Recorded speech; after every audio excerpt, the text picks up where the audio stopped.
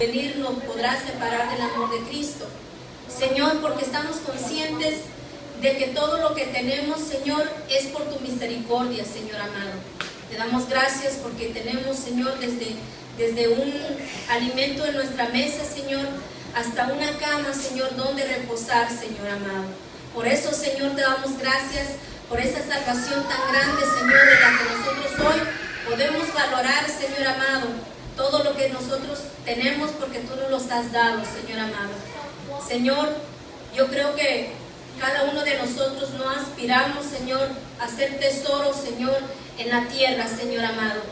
No es nuestro anhelo, Señor, tenerlo todo, Señor, y dejarte a ti, Señor.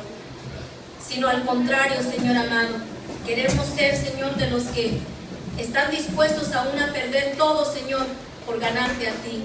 Porque, Señor amado, de nada sirve, Señor, haberlo ganado todo en esta tierra y perder, Señor amado, a Cristo. Es mejor, Señor amado, aunque no podamos tener las cosas materiales, pero que podamos tener cosas espirituales, Señor. Te damos gracias y te pedimos que por ese favor, Señor amado, nos ayudes a entender tu palabra, nos ayudes a entender las Escrituras. Abre nuestro entendimiento, enséñanos, Señor, a través de tu Espíritu Santo. Revélanos tu palabra, Señor amado, para que podamos resistir, estar firmes en los días malos, Señor amado. Te doy gracias, Padre Santo, en el nombre de Jesús. Amén.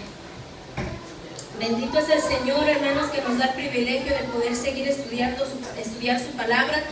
Y estábamos en el Evangelio según San Juan, en su capítulo 4, y estábamos viendo, ¿verdad?, acerca de que a Jesús es presentado como Jesús, ¿verdad?, el que sana, Jesús el sanador. Estábamos viendo de este hombre, ¿verdad?, el oficial del rey que tenía a su hijo enfermo. El Señor dijo la palabra, y la palabra, ¿verdad?, fue suficiente para que este hombre creyera y fuera salvo él y su casa. Cuando nosotros nos percatamos de que una palabra, hermano, es suficiente para creer en el Hijo de Dios. La palabra de Dios es poderosa. La palabra de Dios transforma nuestras vidas. La palabra de Dios nos sana. Basta con una palabra del Señor, es suficiente, hermano. Y vamos a empezar, ¿verdad? Les hablaba sobre el capítulo 4. Vamos a empezar ahora a leer el capítulo 5 y vamos a continuar viendo, ¿verdad?, a Jesús presentado aquí, ¿verdad?, como el sanador. Lo tienen en San Juan 5, dice la palabra del Señor: después de estas cosas había una fiesta de los judíos y subió a Jerusalén. Y hay en Jerusalén, cerca de la puerta de las ovejas, un estanque llamado en hebreo Betesda, el cual tiene 5 pórticos. En estos yacía una multitud de enfermos, ciegos, cojos y paralíticos, que esperaban el movimiento del agua, porque un ángel descendía de tiempo en tiempo al estanque y agitaba el agua, y el que primero descendía al estanque después del movimiento del agua quedaba sano de cualquier enfermedad que tuviese. Hermano, tal vez a nosotros nos es fácil leer esta escritura y tal vez un poco incomprensible el poder entender en qué situaciones se encuentran las personas cuando nosotros no estamos pasando ciertas dificultades, o como comúnmente lo conocemos, no estando en sus zapatos. Muchos de nosotros vivimos una vida, a otros nos da igual, decimos, bueno, yo no lo estoy pasando, o decimos, ay, el pobrecito. Y vemos, hermanos, que cuando nosotros nos encontramos en ciertas circunstancias es ahí cuando logramos comprender a los demás, ¿verdad? Es cuando logramos comprender, entender la enfermedad de otros. Tal vez nosotros tenemos 2 manos, tenemos 2 pies, tenemos salud. Hay otros que tienen enfermedades y no logramos comprender y no logramos entender el dolor de otro o por lo que otro está pasando. Hasta cuando nos toca, hasta cuando nos llega. Yo no sé cuántos de aquí han tenido la experiencia, el dolor de perder a un ser querido, cercano, tal como madre, padre, hermanos. Pero cuando nosotros no hemos tenido una experiencia como tal, no logramos entender cuál es la magnitud del dolor. Entonces, cuando nosotros pasamos por esas experiencias, podemos entender. Yo he visto por la televisión, en los documentales, yo creo que ustedes también, cuando dicen, mataron a mi hijo o mataron a mi hija, independientemente de que si el hijo se portaba bien, se portaba mal, es hijo. Nació del padre, de la madre. Y cuando vemos esas escenas de esa madre llorando, de ese padre llorando por sus hijos, nosotros decimos, ay, sentimos feo, ¿no? Pero nunca, los que yo sé que estamos aquí, hemos tenido la experiencia de poder sentir a un hijo nacido el hijo, de verlo crecer, de caminar con él, de hablar con él, y perderlo. No todavía logramos entender cuál es ese dolor. Solamente tenemos como una imaginación de que sientes que tu corazón se desprende de tu cuerpo, me imagino, pero nunca lo hemos sentido. Cuando una persona está en silla de ruedas, lo vemos, pero hasta ahí. Pero cuando nosotros nos toca, tal vez un día, pasar por situaciones, por sentir dolores de enfermedades, de mutilaciones, vamos a poder entender. Pero a veces no es necesario, hermano. Todos nosotros en nuestro corazón, como hijos de Dios, debemos de sentir compasión. Tiene que haber ese sentimiento en nosotros de ayudar a los demás y sobre todo, ¿verdad? Comprender todo lo que nosotros vemos, aunque no lo alcanzamos a sentir, como la otra persona tal vez lo está sintiendo. Y ¿saben por qué le pongo estos ejemplos? Porque como les digo, tal vez nosotros leemos, pero ¿cuántos de ustedes habían leído este pasaje y nunca se habían percatado de este paralítico, ¿verdad? De estos enfermos, de estos, como dice, ciegos, cojos, paralíticos, enfermos? En ese entonces no había silla de ruedas, no había tanta ciencia, no había cosas como las cuales hoy nos podemos desplazar fácilmente. En este lugar que dice, después de estas cosas, había una fiesta de los judíos y subió Jesús en Jerusalén. Acuérdese a qué subían los judíos a Jerusalén, eso ya lo hemos entendido. Y hay en Jerusalén, fíjese cómo dice, cerca de la puerta de las ovejas. O sea, ¿a qué se refiere esto? Que en Jerusalén, ¿verdad? Cerca de la puerta de las ovejas se supone que es por donde pasan las ovejas. Y cerca de la puerta de las ovejas, un estanque. ¿Cómo usted se puede imaginar? ¿Cómo usted puede pintar en su pensamiento o en su imaginación esa puerta de las ovejas? no se puede imaginar tal vez algo bien bonito, ¿verdad? Porque es por donde pasan las ovejas. Usted se imagina como un tipo corral o como un tipo cerca, ¿no?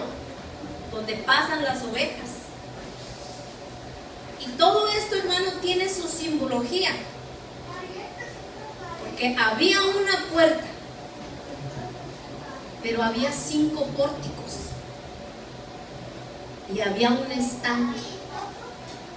¿Qué es un estanque? Donde había agua estancada. ¿Se acuerda lo que estábamos viendo? ¿Cómo es un agua estancada? No está limpia.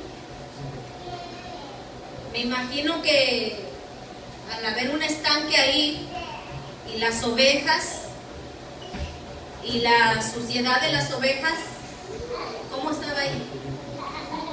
Sucio.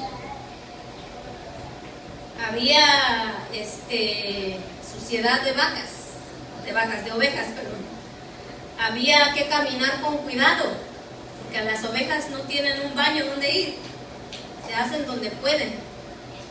Y usted se puede imaginar esta escena, usted se puede imaginar este lugar con una multitud, gente que deseaba, gente que estaba ahí esperando, gente con diferentes incapacidades de su cuerpo, incapacitados. Como un ciego iba a ver en qué momento se agitaba el agua. Como un paralítico puede levantarse y correr, si no podía ni caminar, a donde estaba el agua. ¿Quiénes de estos tenían más acceso de poder llegar al estanque? Pues los que tenían enfermedades que no fueran de sus pies o de sus ojos, ¿verdad? Pero vamos entrando en detalles y nos vamos dando cuenta que dice que cerca de la puerta de las ovejas un estanque, llamado en hebreo Betesda, el cual tiene 5 pórticos, 5 pórticos, puertitas pequeñas. Y en ese lugar representa los 5 pórticos, los 5 ministerios. ¿Qué representaba la puerta de las ovejas? Jesucristo. ¿Quiénes representan las ovejas? Nosotros. ¿Quién representa los 5 pórticos? Los 5 ministerios. Y si usted pone todas estas cosas en lo espiritual, usted se va dando cuenta que todo era símbolo de lo que habría de venir.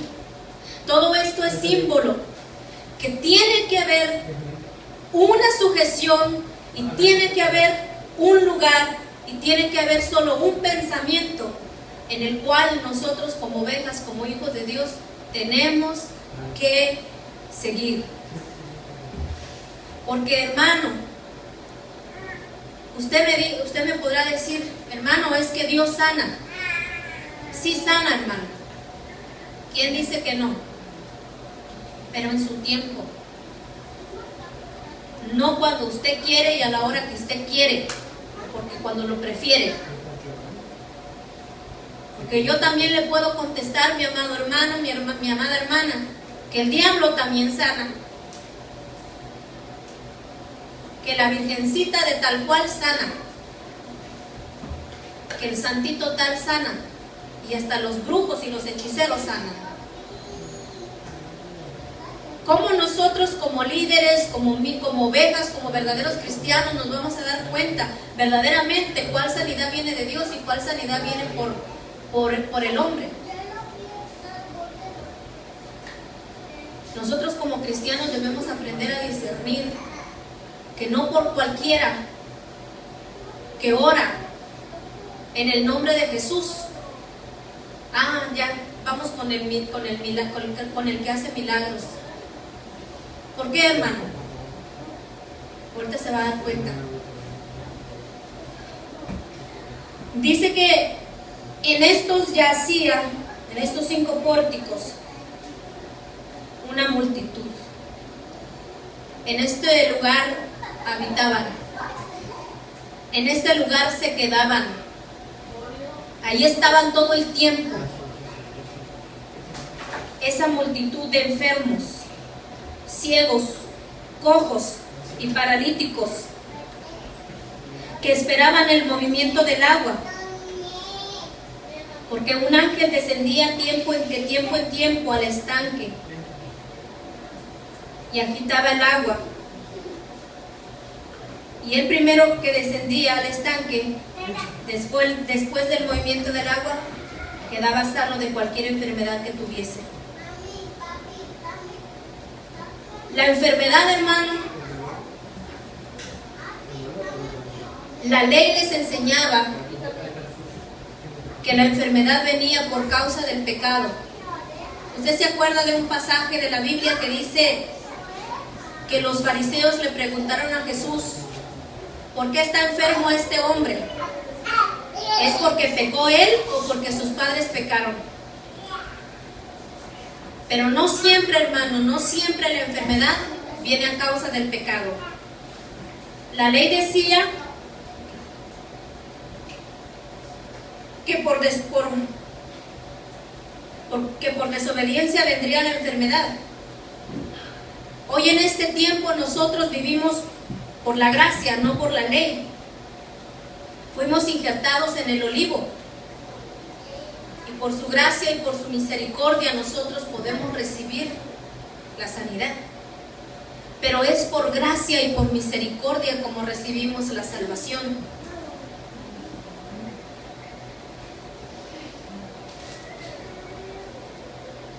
Nosotros podemos entender que en este tiempo cuando estaba este estanque, cuando había estos enfermos, tenía que venir un ángel, pero no lo veían. Y el ángel era enviado para tocar el agua, ¿verdad? Porque en ese tiempo no habían los 5 ministerios, aún no estaban. Tenía que venir a sus sentidos, tenía que venir y ellos ver esa agua moverse. Por eso les decía, ¿cómo el ciego podría ver el agua? Tenía que haber alguien que le ayudara, le llevara. Y si llegaba primero y si el otro entraba por el otro pórtico, ya. ¿Se imagina el pobre cojo ahí tratándose de apenas levantar, y el otro que tenía otra enfermedad, qué sé yo, de una mano, llegaba rápido? ¿O de qué otra enfermedad? De llagas, qué sé yo, enfermedades diferentes, que llegaban rápido. Aquí la palabra de Dios dice que el ángel venía de tiempo en tiempo, no dice cuánto tiempo. Por eso tenían que estar pendientes. Como nosotros tenemos que estar pendientes de la venida de Cristo. ¿Cuándo va a venir? No lo sabemos, pero de que hay que estar pendientes, hay que estar pendientes. Ellos esperaban su salvación a su enfermedad. Ellos esperaban la respuesta, la sanidad a su enfermedad. Entonces dice, y había ahí un hombre que hacía 38 años que estaba enfermo. 38, hermano. ¿Cuánto tiempo después de su enfermedad? Bueno, yo me imagino que si ellos sabían que pasaba esto lo del estanque, que el ángel venía y tocaba el agua, yo me imagino que usted apenas siente un dolor, usted hubiera corrido del estanque, ¿no? Pero este hombre ya hacía, ¿qué dice? 38 años que estaba enfermo. Y cuando Jesús lo vio acostado y supo que llevaba mucho tiempo así, le dijo, ¿quieres ser sano? Fíjense, hermano, Jesús le dijo, ¿quieres ser sano? Primeramente, aquí vemos a Jesús como un verdadero líder. Este hombre creyó en la palabra de Dios, en la palabra de Jesucristo, Y al instante aquel hombre fue sanado y tomó su lecho y anduvo. Y usted dice, qué bueno es Dios, qué bueno es Jesús, qué bueno es Él. Que porque sanó al paralítico, su misericordia se engrandeció para con este enfermo, para con este paralítico, con este cojo, con este que no podía andar. Tuvo misericordia. Pero hay un problema aquí. Y si usted se percata, dice que era el día de reposo. Ay, otra vez vamos. Otra vez con estos hombres religiosos. Con estos hombres que estudiaban la ley y que les decían, que les decían al pueblo, no te es lícito llevar carga en el día de reposo. No te es lícito hacerlo en el día de reposo. Entonces los judíos dijeron a aquel que había sido sanado, es día de reposo, no te es lícito llevar tu lecho. Y él les respondió, el que me sanó, él mismo me dijo, toma tu lecho y anda. ¿No era más fácil que Jesús le dijera, levántate? Él le dijo, toma tu lecho y anda. ¿Por qué se lo dijo? Usted va entrando ahí en los detalles. Estos hombres judíos, ¿verdad? Querían buscarle, querían saber quién le había dicho que llevara su lecho para infringir la ley. A ellos, ¿qué les importaba? Que si fue sanado o no. A ellos que les importaba era el lecho, o sea, la camilla. A ellos no les importaba el hecho, les importaba el lecho. ¿Usted se imagina ver un hombre sano estando 38 años en esa condición? Y que es sano, y fíjate, ni siquiera tuvo que ir hasta el estanque, sino fue sano por la misericordia de Jesucristo. Y vienen estos hombres no a decirle y alegrarse por su sanidad, sino más bien para juzgarle en el acto de que está llevando su lecho.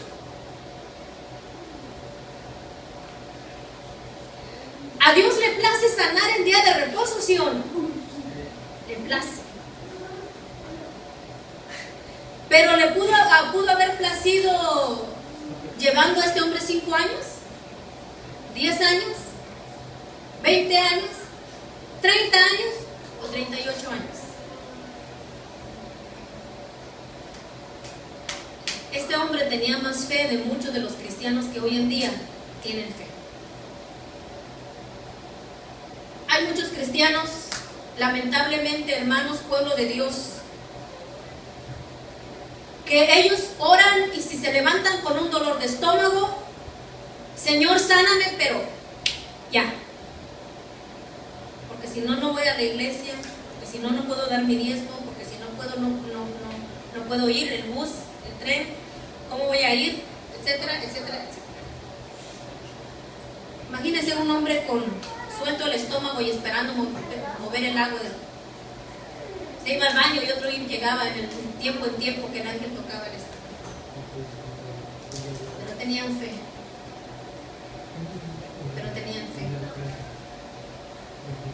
Hay cristianos, hermano, lamentablemente, que si Dios no le responde su petición en un año, dejan a Dios. Están ahí por conveniencia, no porque realmente hayan nacido de nuevo. Una persona que realmente ha nacido de nuevo espera pacientemente en Jehová. Así puede durar como este paralítico 38 años. Y puede haber, hermano, puede haber cristianos que digan, es que yo tengo fe, es que yo creo que Dios me puede sanar hoy. Pero si a Dios le place no sanarte hoy, sino sanarte mañana, o la semana que entra, o el mes que entra, es por su soberana voluntad. ¿Cuánto tiempo tú llevas padeciendo una enfermedad? No lo sé. ¿Cuánto tiempo tú llevas padeciendo algo en tu cuerpo? No lo sé. Lo único que yo te puedo decir es que Dios hace como Él quiere. Es que Dios tiene misericordia de nosotros en su soberana voluntad, hermano. ¿Qué quiere decir soberano? Que Él hace como Él quiere. Que no estemos en la iglesia esperando recibir un milagro, esperando recibir bienes, esperando recibir para que me den, para que me hagan, para que me atiendan. Porque la iglesia está para ayudar. Sí, está para ayudar, pero no para que tú te sientes sobre la necesidad.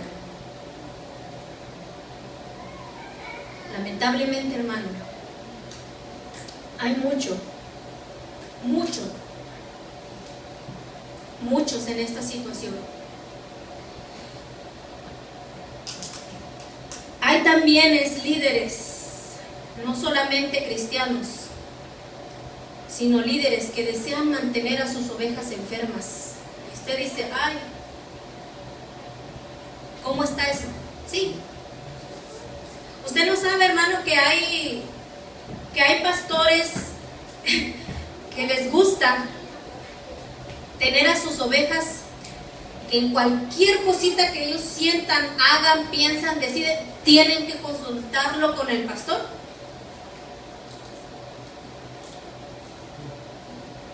Y si el problema lo tienen a las 3 de la mañana, al pastor.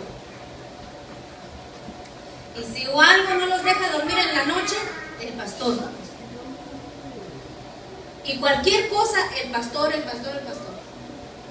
¿Usted sabe que hay pastores que deciden tener a sus ovejas así? Yo le digo una cosa, hermano, nosotros como cristianos, a todos, cantamos un canto también que aún lo dice: oh Dios, tú oyes mi oración, a ti vendrá toda carne. Todos, hermanos, usted está en un problema en el día, en la noche, en medianoche, mediodía, a la hora que estés, a la hora que sea. Si usted no tiene celular, ¿a quién va a llamar? ¿Cómo le va a hacer si usted siempre está dependiendo del pastor? Usted mismo. Incline su cabeza, cierre sus ojos o abra sus ojos y abra su boca y ore al Señor. Porque usted puede orar. Nosotros no, como líderes, no somos los intermediarios para abogar por usted. El intermediario es Jesucristo. Oramos a Dios por medio de Jesucristo. Y entonces no tenemos que depender del pastor ni estar en ignorancia para depender siempre del pastor. Nuestra dependencia, nuestra confianza tiene que estar en Dios. Dios es el que nos oye, Dios es el que nos sana, Dios es el que nos responde. A veces no hay ni necesidad de decirle que cuántos de ustedes han sentido un dolor de cabeza, un resfriado, un síntoma de una enfermedad, y usted con todo su corazón ha venido ante el Señor: Señor, sé que puede sanarme. Yo lo he hecho y le doy gracias a Dios. Pero tampoco en la comisión de decir, ¿verdad? No tengo nada. Si usted tiene una enfermedad es para que oremos, para que usted ore, para que usted confíe y espere en Dios por su sanidad. Entonces Jesús aquí observó a este hombre, ¿verdad? Jesús era un buen observador.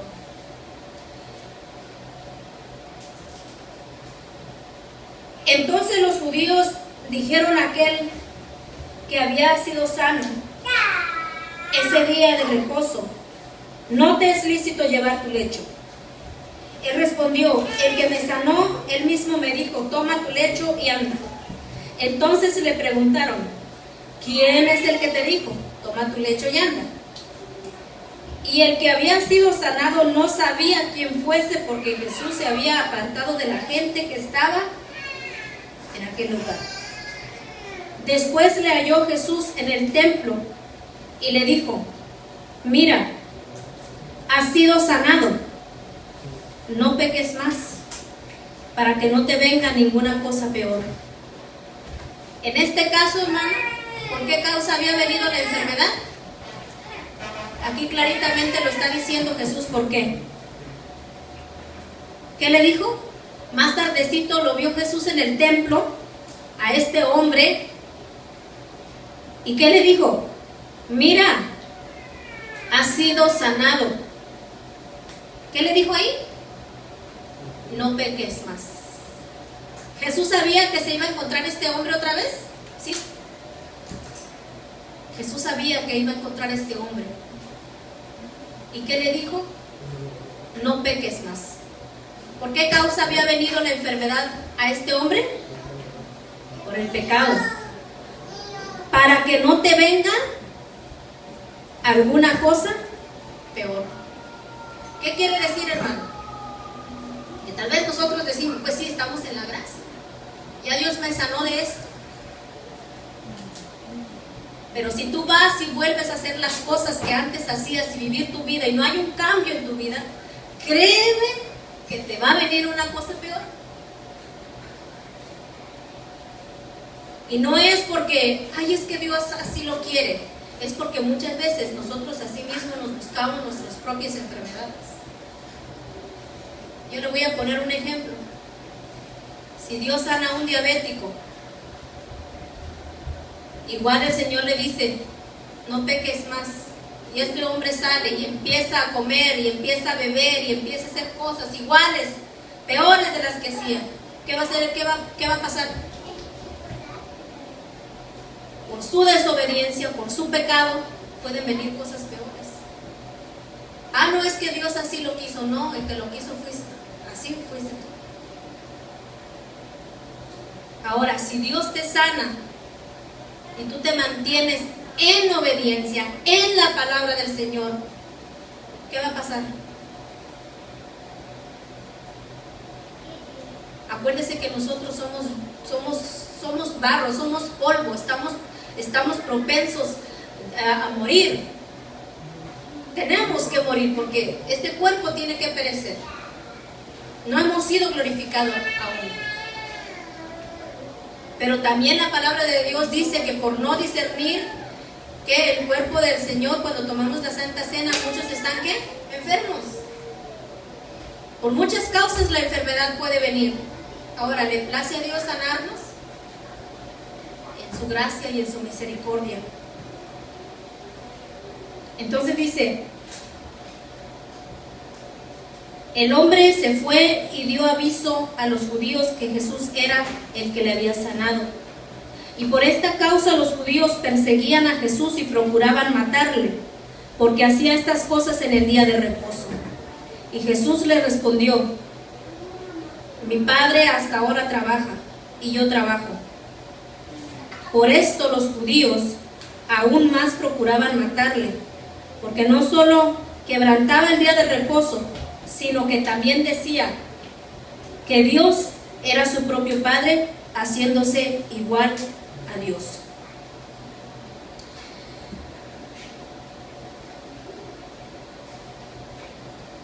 Entonces,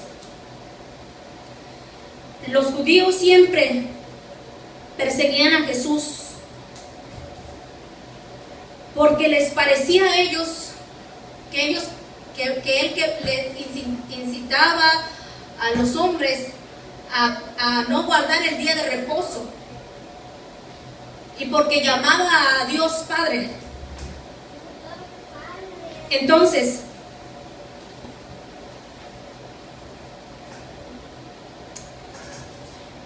dice la palabra aquí que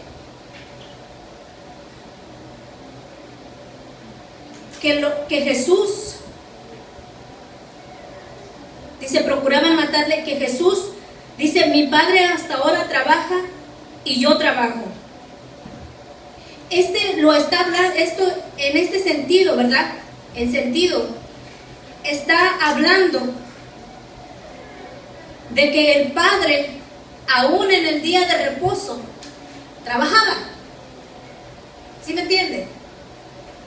Porque si le llamamos trabajo a lo que Dios hace, Dios lo sanó en un día de reposo. Y Jesús le dijo, si mi Padre hasta el día de hoy trabaja, yo trabajo. No importa si es 4 de julio, no importa si es domingo, no importa si es día festivo, no importa. No importa el día. Usted se imagina que usted le pide al Señor y le dice, Señor, estoy pasando en esta enfermedad, o estoy pasando esta situación. Te pido que por tu misericordia, Dios mío, me sanes, me contestes. Y que Dios le diga, no, mañana es 4 de julio y sábado no trabajo. O sea, te tienes que esperar hasta el domingo y si no hasta el lunes. ¿Usted cree que Dios va a hacer eso? No. Por eso Jesús le decía, por eso Jesús les contestó. Jesús le respondió, mi Padre hasta ahora trabaja y yo trabajo. Por esto los judíos aún más procuraban matarle, porque no solo quebrantaba el día de reposo, sino que también decía a Dios que era su propio Padre, haciéndole igual a Dios. Entonces, a continuación vemos en el versículo 19, aquí a Jesús presentado. Juan lo presenta como el Hijo, y no como un hijo como cualquiera de nosotros, ¿verdad? Sino a un hijo, está hablando en el sentido de la deidad. Usted y yo somos hijos de Dios, ¿sí? Somos hijos de Dios. Pero ¿quién es el Hijo de Dios? Jesucristo. Él es hijo con H mayúscula y nosotros somos hijos con H minúscula. Somos adoptados, no tenemos la sangre divina en nosotros. ¿Sí me entienden? No tenemos, ahora sí que no somos nacidos por la semilla con la misma que nació Jesucristo. No. Nosotros somos nacidos, pero somos nacidos de nuevo, adoptados, dice en San Juan, como hijos. Pero el que es verdadero hijo de Dios es Jesucristo. Y leemos, respondió entonces Jesús y les dijo, de cierto os digo, no puede el Hijo hacer nada por sí mismo, sino lo que ve hacer al Padre. Por todo lo que el Padre hace, también lo hace el Hijo igualmente. Porque el Padre ama al Hijo y le muestra todas las cosas que Él hace. Y mayores obras que estas le mostrará, de modo que vosotros os maravilléis. Porque como el Padre levanta los muertos y les da vida, así también el Hijo a los que quiere da vida. En estos versículos que estamos leyendo del 19 al 21, Él está hablando del Hijo en sí mismo como el Hijo de Dios, Les está hablando a los judíos como verdaderamente el Hijo de Dios. Que lo que el Hijo ve que el Padre hace, Él lo está haciendo. Y aún les dice, porque como el Padre levanta a los muertos y les da vida, así también el Hijo, ¿quién? En este caso Jesucristo, a los que quiere, da vida. O sea, usted y yo no podemos hacerle manita de puerco y decirle a Jesús, ¿verdad? Me sanas a mi hijo, me salvas, a mi hijo y a mi papá, ya. No es porque yo quiero, o porque yo se lo ordeno, o porque yo se lo mando. ¿Usted está leyendo las Escrituras, hermano? ¿qué es lo que está presentando aquí? ¿Está hablando de qué? Está hablando de la salvación. ¿Qué dice? Que Jesús a los que Él quiere, les da vida. Dios levanta de los muertos, pero no está hablando en sí de una forma literal, lo está hablando de una forma espiritual. Usted puede entender, porque como el Padre levanta a los muertos y les da vida, así también el Hijo, a los que quiere, da vida. No es de nosotros, hermano. No es de nosotros salvar a los hombres, porque el Padre a nadie juzga, sino que todo el juicio dio al Hijo, para que todos honren al Hijo. Fíjese, le dio honra, para que todos honren al Hijo como honran al Padre. El que no honra al Hijo, no honra al Padre que le envió. De cierto os digo, el que oye mi palabra y cree al que me envió, tiene vida eterna, y no vendrá a condenación, mas ha pasado de muerte a vida. De cierto os digo, viene la hora, y ahora es, cuando los muertos oirán la voz del Hijo de Dios, y los que la oyeren, vivirán. Usted me dirá, bueno, ¿Jesús le da o los que lo oyen? Jesús quiere, y le da la palabra, pero ¿cuántos la oyen?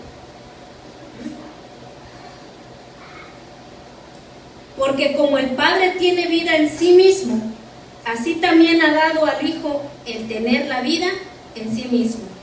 Y también le dio autoridad de hacer juicio, por cuanto Él es Hijo del hombre. No os maravilléis de esto, porque vendrá hora cuando todos los que están en los sepulcros oirán su voz, y los que hicieron lo bueno saldrán a resurrección de vida, mas los que hicieron lo malo a resurrección de condenación. En este caso, cuando con esa autoridad que Dios le dio a Jesús del hacer juicio, del juzgar, llegará la hora, ¿qué dice? Cuando los que están en los sepulcros serán juzgados, tanto como, ¿qué dice? Los que hicieron lo bueno y los que hicieron lo malo. Y aquí no está hablando de la salvación, porque la salvación no es por obras, pero todos serán juzgados, dice la palabra de Dios. ¿Se recuerda lo que le estaba diciendo el viernes pasado? Acerca de que si en una camarita nos viera todo lo que hiciéramos, pues todo aquel que hizo lo malo, vendrán sus obras a ser reflejadas en la luz. Y hay de aquel para vergüenza eterna o para salvación. Y entonces,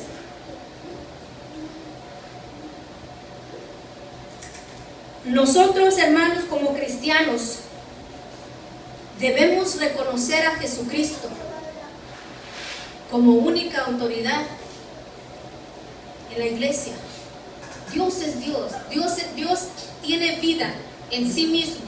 Le dio la autoridad a Jesucristo. Dios es nuestro Padre. Jesucristo, Él tiene vida, Él es Dios, Él es el Hijo unigénito de Dios, Él es Dios, Jesús es Dios. Y nosotros como cristianos, hermanos, tenemos que aprender a someternos a su voluntad. Muchas veces, como líderes, a veces no hay sujeción a Dios, no hay sujeción a Jesucristo. Jesucristo es la palabra, su palabra. Por eso todo buen líder, hermano, todo aquel ministro que enseña la palabra, tiene que ser de acuerdo a lo que Dios dice. Tiene que estar de acuerdo a su palabra. No decir, aquí no está, pero yo lo creo. O aquí no, usted ni lo busque porque ni está. Pero como yo creo que así es, así va a ser. O en casos como imponer nuestra propia voluntad. ¿Por qué me cambiaron esto aquí? ¿Verdad? Si desde que se empezó la iglesia, este púlpito tiene que estar ahí. ¿Dónde dice la Biblia que hay que poner el púlpito a la derecha o a la izquierda? Son imposiciones de hombre, son voluntad de hombre. Aquí tiene que hacerse así porque yo así lo establecí.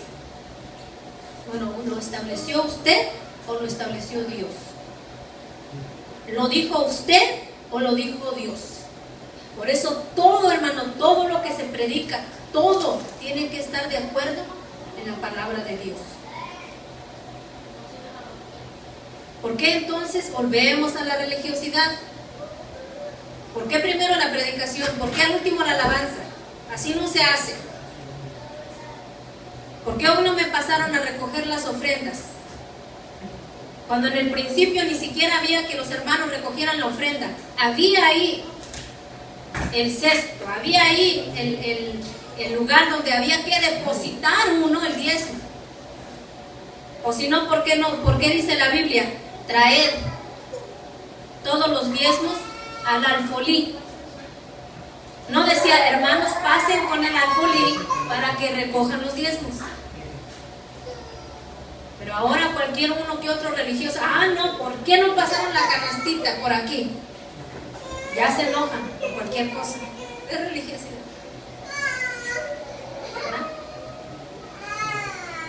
Pero en sí nosotros no tenemos, hermano, que imponer nuestra voluntad. No imponer lo que yo quiero, lo que yo pretendo que me agrade a mí. Cuando lo más importante como hijos de Dios es reconocer la voluntad de Él. Como se recuerda de este Job, ¿cuánto tiempo tuvo que esperar? Usted me dice, ay hermana, apenas llevo 5 años con esta enfermedad, no me diga que tengo que esperar otros 32 años. Pues entonces, ¿dónde está tu fe? Si ese hombre tenía fe aún de paralítico, llegar a ese estanque, cuánto mucho más que usted tiene pies y manos para acercarse a Dios y confiar en Él y esperar en su voluntad. Contéstese a sí mismo. Hay que conocer la voluntad de Dios para agradar a Dios. Amén. Vamos a dejar aquí la palabra de Dios y vamos a continuar en una próxima vez. Les invito a que nos pongamos sobre nuestros pies y le damos gracias a Dios. Padre, agradecemos tu palabra, Señor, en esta noche. Señor, muchas veces nosotros queremos hacer nuestra voluntad. Hay a veces que presumimos de tanta fe, Señor amado, y a las buenas de primera, Señor amado, nos echamos para atrás. Decimos tener tanta fe y no aguantamos con ni siquiera un dolor, Señor. Queremos que nos lo quites en ese instante. No solamente, Señor, tú nos dejaste ver aquí de este paralítico, pero ¿cuántos enfermos no habían en ese entonces cuando tus propios ojos lo vieron? Mi Señor Jesús, tuviste misericordia de este hombre para enseñarle a los judíos esta palabra que hoy nosotros tenemos, en la cual nuestro Padre Celestial no le importa qué día, qué momento, esperando tanto tiempo este hombre para ser sanado, vino a ser sanado en un día de reposo, cuando los judíos lo criticaban por llevar su lecho.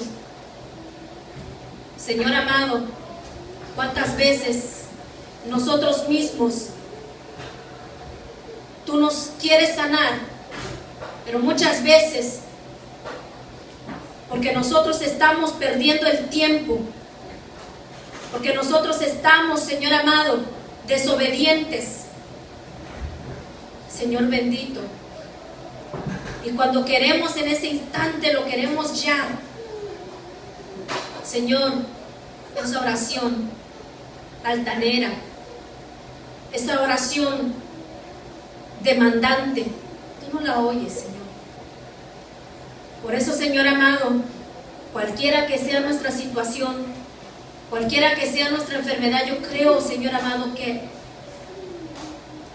que tú puedes sanarnos. Lo único, Señor amado, que tú pides de nosotros es que seamos obedientes a tu palabra. Que vivamos, Señor amado, como tu palabra.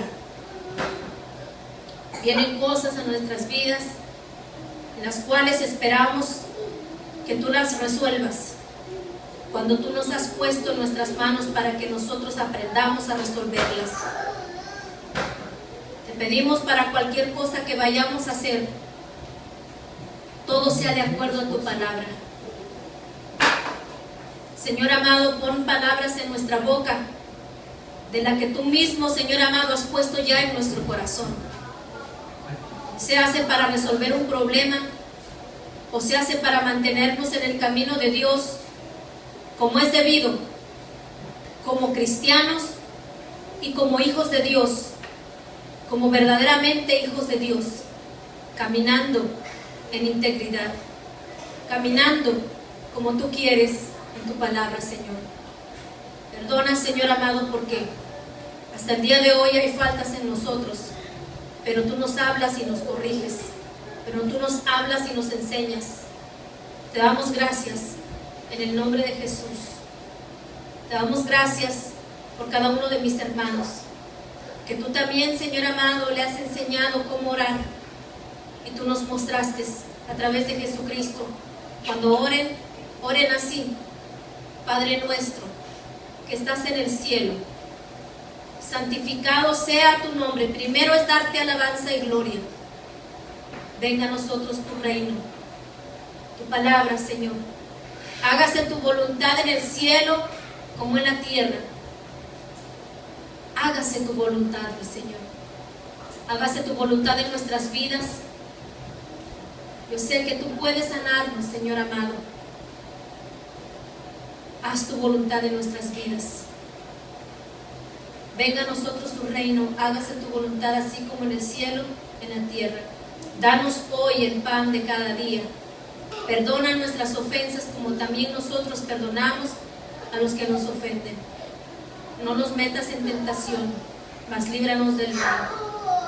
Toda la gloria, toda la honra es para nuestro Padre Celestial y al Hijo a quien ha enviado para salvarnos a nosotros. Te damos gracias en el nombre de Jesús. Amén.